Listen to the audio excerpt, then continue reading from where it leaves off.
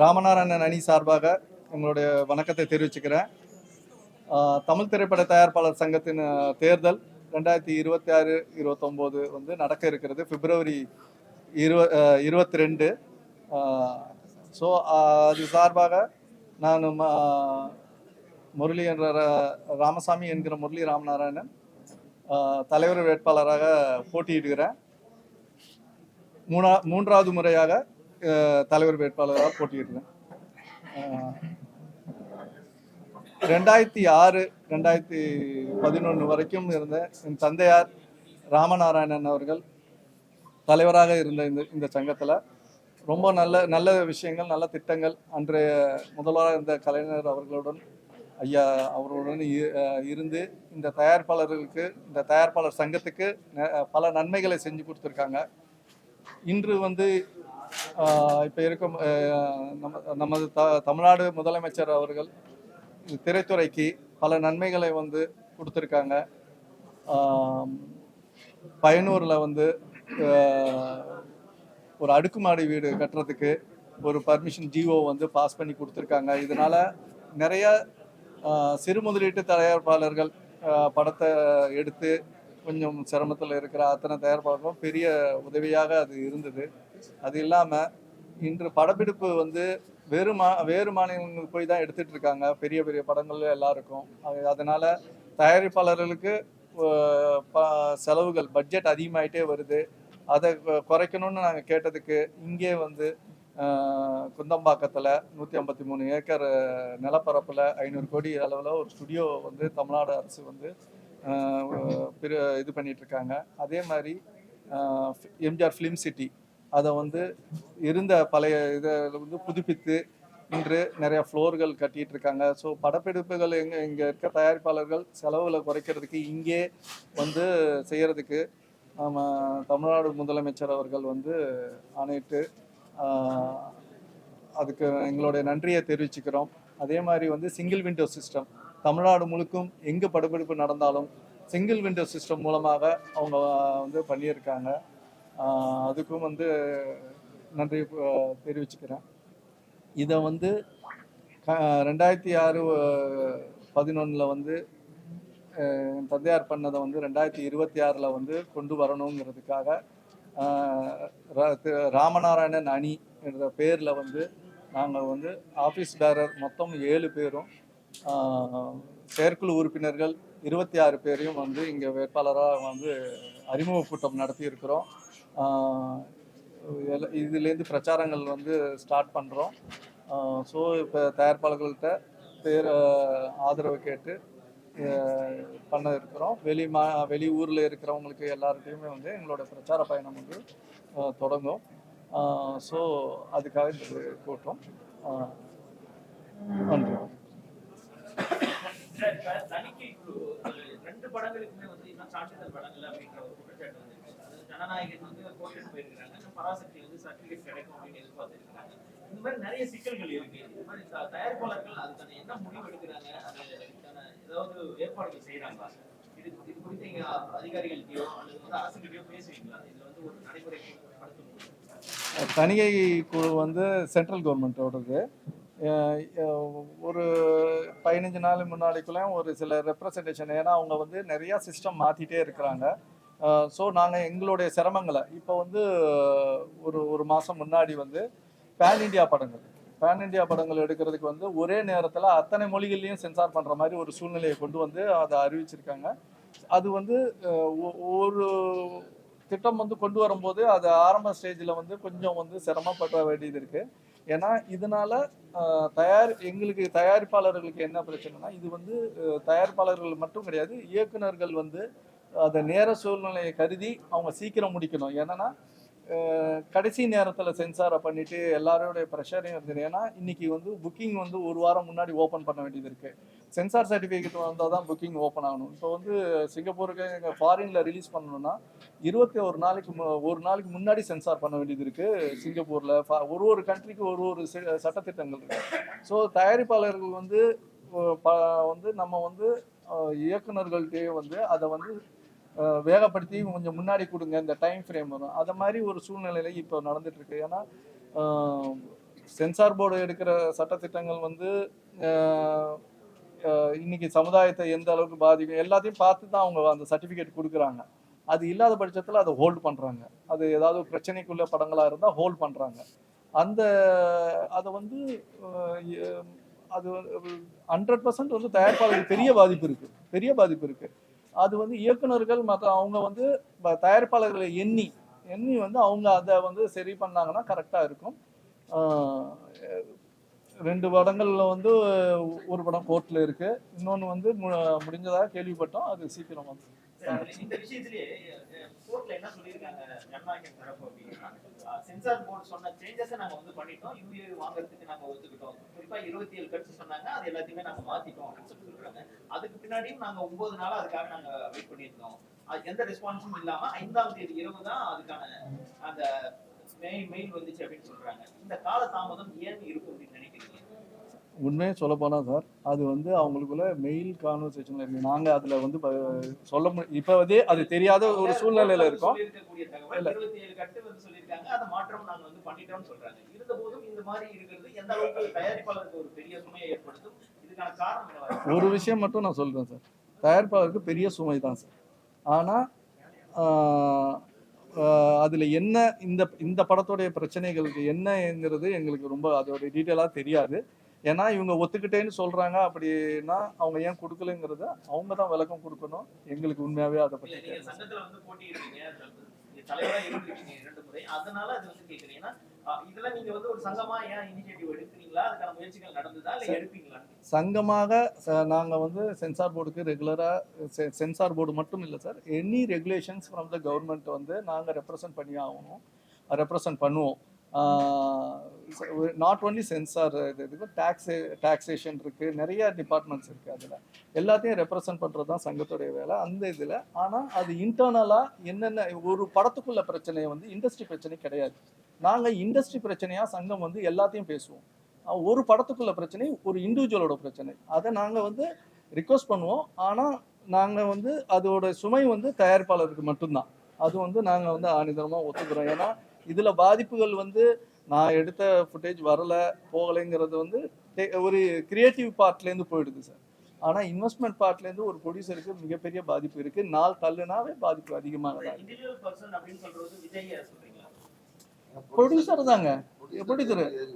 நீங்கள் வந்து point out பண்ணி இப்படி கேட்கணும்னா நம்ம வந்து அதை பேசணும், அது வேற மாதிரி போயிடும் சார். அது கிடையாது, அது வேற மாதிரி போயிடும். அவரை பற்றி பேசலை, எல்லா ப்ரொடியூசரும். நானே விஜய் சார் வச்சு படம் பண்ணேன், அதே சென்சார் இஷ்யூஸ் எனக்கும் வந்துச்சு, நானும் ஃபேஸ் பண்ணேன். ஓகேங்களா?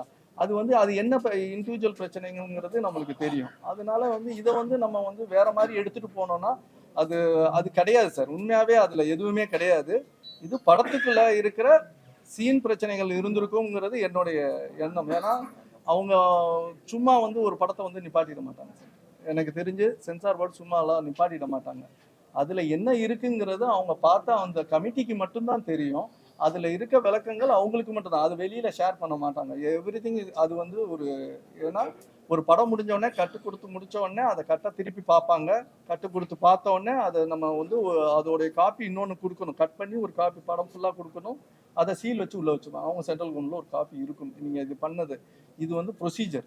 இந்த ப்ரொசீஜரை வந்து எல்லாருக்குமே தான் சமம் தான். அதில் ஒன்றும் இது கிடையாது. இதில் இருக்க பிரச்சனைகள் உள்ள இருக்க என்ன பிரச்சனைகள் கொடுக்கலைங்கிறது வந்து அவங்களுக்கு மட்டும்தான் தெரியும். சொல்லப்பட்ட 2 முறை நீங்க ஜெயிச்சு வந்துட்டீங்க. ஆனா இந்த 3வது முறை வந்து இவ்வளவு போட்டி ஏன்? ஏன்னா நீங்க அப்ப வந்து நிறைய குற்றச்சாட்டு வைக்கிறாங்க. அதெல்லாம் வந்து நீங்க எப்படி அதை கடந்து போக போறீங்க? குற்றச்சாட்டுகள் நீங்க சொன்னீங்கன்னா அதை கடக்கிறதுக்கு நான் சொல்றேன். 2 முறை போட்டிங்கிறது இந்த வாட்டி என்ன சூழ்நிலைகள் வந்து ஒரு வருட கால சங்கத்துடைய செயல்பாடுகளில் பார்க்கும்போது இருக்குது. இன்னொன்று வந்து போட்டிகள் வந்து எப்போவுமே வந்து ஒரு தேர்தல்னு வந்துட்டா எல்லா அமைப்புலையும் எல்லாருமே நண்பர்கள் தான். ஆனால் போட்டின்னு வந்து அது வரும், தேர்தலுங்கிறது போட்டியாக தான் வரும். அதை வந்து எங்களுக்குள்ளே இருக்கிற ஒரு ஸ்ட்ரென்த்தை வந்து நாங்கள் பார்த்துக்கிறோம், அவ்வளோதானே தவிர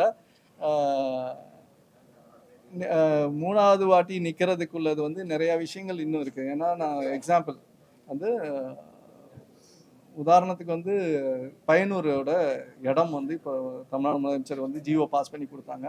அது வீடு கட்டும் திட்டம் ஒன்று பெண்டிங் இருக்குது. சில இது வந்து இதில் இருக்குது. அதை வந்து கொஞ்சம் முழுமையாக்கணும். இருக்கிறவங்களுக்கு வீடு கட்டி கொடுக்க வேண்டியது இருக்குது. பெப்சியோட ஒரு பிரச்சனைகள் நிறையா தயாரிப்பாளர்கள்கிட்ட இருக்குது. அது வந்து ரொம்ப அதிகமாக போய் கொண்டு இருக்குது. அது பெப்சியோட பிரச்சனைகள். அதை வந்து கொஞ்சம் வந்து நம்ம இருந்து அது பண்ணணும்ன்ற எண்ணத்துல நம்ம 3வது வாட்டி நிக்கிறேன். ஏன்னா சுரேஷ் காமாட்சி வந்து ஓப்பனாவே உங்களை பெரிய குற்றச்சாட்டு வந்து வச்சாரு. அது நீங்க விளக்கமும் கொடுக்கல. ஏன்னா அவர் என்ன சொன்னாருன்னா, இப்ப இருக்கிற மெம்பர்ஸ்லாம் வந்து சரியா ஒரு எங்களை வழிநடத்த மாட்டாங்க. அவங்க சைட்ல வந்து பாத்தீங்கன்னா அவங்க மட்டும் சேஃப்டியா இருக்காங்கன்னு சொல்றாரு. அது ஏதாவது விளக்கம் கொடுங்க. இல்ல சார், என்னன்னது ஸ்பெசிஃபிக்கா என்ன பேரை சொல்லி சொன்னாரா? சங்கம்னு சொன்னாரா? சங்கம் தானே சொன்னாரு. சொல்றேன் சார். அவரும் நடப்பு தயாரிப்பாளர் சங்கம்னு ஒரு சங்கத்துல பொறுப்பா இருந்தார். அப்பெல்லாம் பேசாதவர் இன்னைக்கு அதை விட்டு வந்தோடனே நம்மள்கிட்ட பேசுறாரு. சங்கமா அதுல நிறைய சங்கம் வந்து எல்லாமே பேசிட்டு இருக்கோம். திரையரங்கு உரிமையாளர் அசோசியேஷனோட நாங்கள் பேச்சுவார்த்தைகள் பண்ணி சிறு முதலீட்டு படங்களுக்கு கண்டிப்பாக தியேட்டர் கொடுக்கணும் அப்படின்னு சொல்கிறோம். அளவு வந்து கூட்டம் வர்றதை பொறுத்து அவங்க கொடுக்குறாங்க. ஆனால் ஒரு முக்கியமான இதில் இருக்கும். இதில் வந்து நிறையா ரொம்ப டீட்டெயில் விஷயங்கள் நிறையா இருக்குது. ஏன்னா இன்னைக்கு ஓடிடி தளங்களோட பிரச்சனைகள் அதுக்குள்ளே அடங்கி இருக்குது. திரையரங்குகள் வந்து 8 வாரம் வந்து கொடுக்கணும்னு சொல்லி கேட்டிருக்காங்க. நாங்கள் வந்து 4 வாரத்தில் போடணும்னு பேசிக்கிட்டு இருக்கோம். ஏன்னா நாங்கள் முதலீடு பண்ணுறோம். திரையரங்குகளில் இன்னைக்கு படம் ரிலீஸ் ஆனால் 1 வாரம் 2 வாரத்துக்கு அதிகபட்சம் பெருசாக போனால், பெரிய படங்கள் வந்து பெருசாக ஓடுது. சிறு படங்கள்லாம் 1 வாரத்தில் எடுத்துடுறாங்க. நிறையா படங்கள் வர்றதுனால ஓடிடி வந்து நாங்கள் எவ்வளோ சீக்கிரம் கொடுக்குறோமோ எங்களுக்கு கொஞ்சம் மிச்சமாகும், நல்லா இருக்கும்ங்கிறதுக்காக நாங்கள் பேசுகிறோம். அவங்களுடைய பாதிப்பை வந்து 8 வாரம்னு கேட்டு பேசிகிட்டு இருக்காங்க. இந்த பேச்சுவார்த்தைகள் நடக்கிறதுல அது ஒரு பிரச்சனைகள் இருக்குது சார். அதில் இருக்குது திரையரங்கு பிரச்சனைகள் அதில் இருக்குது. அதான் ஒரு சல்லியர்கள படத்தை ஒரு பிவிஆர்ல போட முடியாது, தமிழ்நாட்டுல இருந்து வடநாட்டுல இருந்து வந்து சொல்றாங்க. அதுக்கு தயாரிப்பாளருக்கு ஒரு வாய் கூட திறக்கவே இல்லையே. ஏன் ஒரு தமிழ் படத்தை ஓபன் பண்ண முடியல? எலெக்ஷன்ல எல்லாம் வரைக்கும் சொல்லி நாங்களும் அவர்கிட்ட கேட்டோம். சுரேஷ் காமாட்சினா நாங்க கேட்டது, உங்களுக்கு வலிக்கும் போது வந்து கேட்டீங்களா இதே மாதிரி எத்தனை படங்கள் போடல, அப்பயே எங்க போனீங்கன்னு கேட்டோம். அப்ப அவர் சொன்னது இதான்.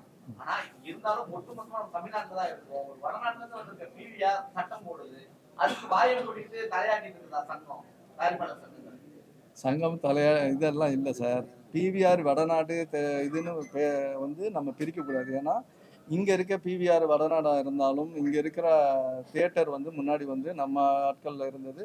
அது வியாபாரம், அது வேறு சார். அவங்க வந்து அதோடைய ஓனர்ஷிப் கார்பரேட்டுங்கிறது மாறிட்டு வருது. இந்த சல்லியர்களை வந்து போட மாட்டோம்னு சொன்னதுக்கு இப்போ தான் நான் அதுக்கு தான் அதிலே சொன்னேன். நான் ஃபஸ்ட்டு சொன்னதுலேயே இருக்குது. ஓடிடி பிரச்சனைகளும் சேர்ந்து வருது. அது எல்லாமே வந்து கலக்கும்போது அவங்க வந்து கொஞ்சம் ஸ்ட்ராங்காக தியேட்டர் அசோசியேஷன் இருக்காங்க. அதெல்லாம் நிறையா அவர் வந்து அதை வந்து பிவிஆர்னு ஒரு இதை மாற்றிட்டார். ஏன் பிவிஆரை தவிர தேட்டர் இல்லையா? இந்த தமிழ்நாட்டில் கிட்டத்தட்ட 1100 தேட்டர்கள் இருக்குது. சிங்கிள் ஸ்க்ரீன்ஸ்லேருந்து எல்லாமே இருக்குது. பிவிஆர் எவ்வளோ இருக்குது? 150 தேட்டரு, 150 ஸ்க்ரீன்ஸ் தான் இருக்குது. ஓகேங்களா? மீதி இருக்கிறதுல போடலாம்ல. அதுக்கு ஏன் வந்துச்சான்னு யாராவது கேட்டோமா? அதில் பிவிஆரை நான் சப்போர்ட் பண்ணி சொல்லலை. உண்மையாகவே படம் தேட்டருக்காரங்க கொடுத்துருக்கணும். அதில் இருக்க பிரச்சனைகள் திசை மாதிரி போயிருக்கு, வேற ஒன்றும் கிடையாது.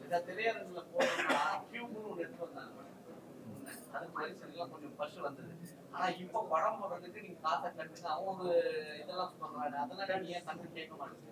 ஏன் தேட்டர் கியூப் வழியா மட்டும் தான் போக முடியுமா?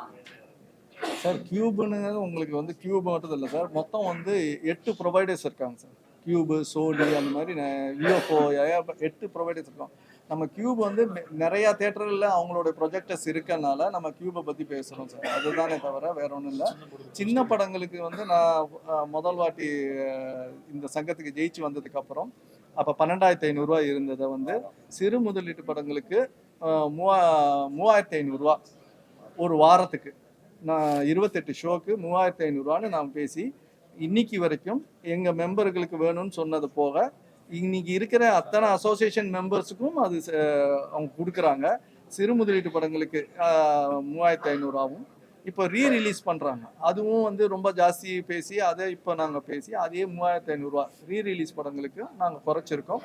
இன்னும் கொஞ்ச நாளில் அதை வந்து டோட்டலாக வேவ் பண்ணுறதுக்கு பேசிகிட்டு இருக்கிறோம் சார். இதுதான் சங்கமாக நாங்கள் வந்து இப்போதைக்கு இது மூவ் ஆகி போயிட்டுருக்கு. இன்னும் ஒரு வருஷத்துல அதை, ஏன்னா ஒருத்தர் இன்வெஸ்ட் பண்ணி ப்ரொஜெக்டர் போட்டிருக்காங்க தியேட்டருக்காரங்க, நாங்க வந்து கட்ட மாட்டோம்னு பேசணும், ஸ்ட்ரைக் ஆனோம். ஆனா ஒரு இடத்துல இந்த பிரச்சனைகளை, ஸ்ட்ரைக்கு பிரச்சனைகள் இதே பேசிட்டு இல்லாம ஒரு இடத்துல முடிவு கொண்டு வர்றதுக்காக மொத்தமா எப்போ வந்து இது பண்ணணும். ஏன்னா இது வந்து எனக்கு முன்னாடி இருந்த தலைவரா விஷால் இருக்கும்போது இது நடந்தது. அப்போ அவர் ஒன்று பண்ணாங்க. ஆனால் அந்த டைமில் பிரச்சனைகள்ல அது முடிவு கொண்டு வர முடியல. இல்லைன்னா அன்னைக்கே கொண்டு வந்திருக்கோம். இப்போ மறுபடியும் அதை தொடர்ந்து கொண்டு வரோம். தயாரிப்பாளரோட கைப்பொருள் வந்து பெப்சி. ஆனா பெப்சி தான் வந்து டோட்டலாவே நீங்க அவங்க கூட சேர்ந்து நீங்க ஒர்க் பண்ணி ஆகணும். சார்கே செப்டமணி வந்து அந்த டீம்ல போயிட்டு பேசுறாரு. இது நாங்க எப்படி எடுத்துக்கிறது? அவங்க ஒருவேளை நீங்க ஜெயிச்சு வந்தாலும் அவங்க ஹெல்ப் பண்ணுவாங்களா, இல்ல அவங்க சைடு ஜெயிச்சா அவங்க ஹெல்ப் பண்ண வர மாட்டாரா? புரியவே இல்லையே எங்களுக்கு சார். நீங்க ஆர்கே சொல்லுங்க. இல்ல அவர் வந்து நிக்கிறாரு, இவங்க ஜெயிச்சு வந்தா என்ன பண்ணுவாங்க சார்? இங்க வந்து இது வந்து எலெக்ஷனோட முடிஞ்சிடும் சார். எலெக்ஷனோட முடிஞ்சிடும். ஆர்கே செல்வமணி அவர்கள் இதுல வந்து தலையிடவே கூடாது. அவர் வந்து தயாரிப்பாளரா நான் வந்தேன்னு பேசியிருக்காரு. ஆனா அவர் வந்து ஒரு பெப்சியின் தலைவராக 3 முறை 10 வருஷமாக இருக்கிறாரு. அப்படி இருக்கும்போது அவரோட அடையாளம் வந்து ஒரு பெப்சி தலைவர் தான். இதுக்காக தான் நான் வந்து 3வது முறையாக நிற்கிறேன். நான் அது வந்து ஏன்னா பெப்சி அவர் வந்து இதில் தலையிட்டு இந்த சங்கத்தில் இருக்கிற தயாரிப்பாளர் அவர் கட்டுப்பாட்டுக்குள்ளே கொண்டு வர்றதுக்கு, தொழிலாளர் கட்டுப்பாட்டுக்குள்ளே கொண்டு வர்றதுக்காக முயற்சி செய்கிறத நாங்கள் வந்து எங்களுக்கு தெரியுது. அதுக்காக தான் நாங்கள் இந்த 3வது நிற்கிறோம். அதுக்கு தான் நாங்கள் வந்து இது எல்லா தயார்பாட்டையும் சொல்ல இருக்கிறோம் சார். அதான் சார்.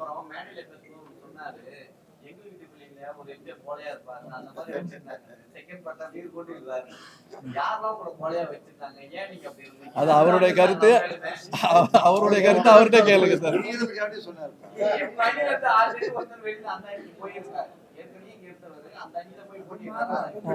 ஒருத்தர் இல்ல, நிறைய இல்ல அப்படி இல்ல சார். இல்ல அவரு ஒரு எக்ஸாம்பிள் சொல்றது வந்து அப்படி சொல்றாரு. நாகரிகம் கருதி நிர்வாகத்தில் வந்து நடக்கிற எல்லா விஷயத்திலையுமே நாங்கள் எல்லாரும் ஒற்றுமையாக இருக்கிறத வந்து கடைபிடிக்கும் போது கோலைங்கிற பேர் வந்துச்சுன்னா ஏற்றுக்கிறேன். ஓகேங்களா? ஏன்னா எதையுமே அசிங்கப்படுத்தக்கூடாது. ஒரு இன்னைக்கு வரைக்கும் அடுத்த ஜெயிச்சு நாங்கள் வரோமா, அவங்க வராங்களா, அடுத்த பாடி வர வரைக்கும் இப்போ இருக்கிறவங்க தான் நிர்வாகத்தில் நாங்கள் இன்னமும் இருந்துட்டு இருக்கோம். இன்னும் சங்கம் செயல்பட்டுக்கிட்டு தான் இருக்குது. சேர்ந்து தான் செயல்பட்டுக்கிட்டு இருக்கிறோம். அந்த டிசிஷன் வந்து துறைக்கு. இது வந்து தனிப்பட்ட முறையில் நாங்கள் எலெக்ஷனை ஃபேஸ் பண்ணுறோம். அதுதான்.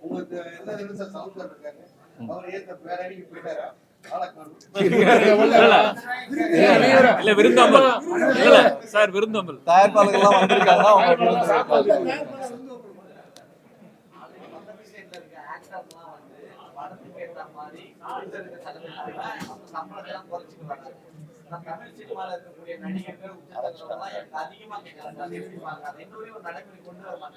சார் கண்டிப்பாக குறைக்கணுங்கிறத நாங்களும் கேட்குறோம்.